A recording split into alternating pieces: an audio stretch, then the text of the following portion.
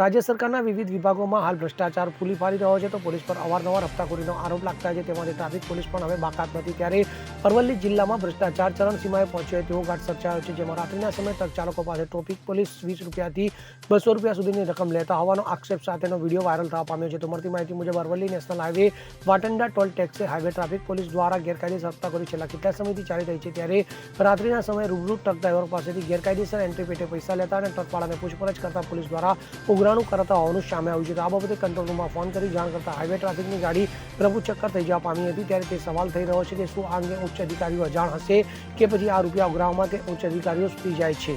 હવે આ બાબતે શું તપાસ કરવામાં આવશે તે એક મોટો સવાલ છે. Bureau report CN24 news.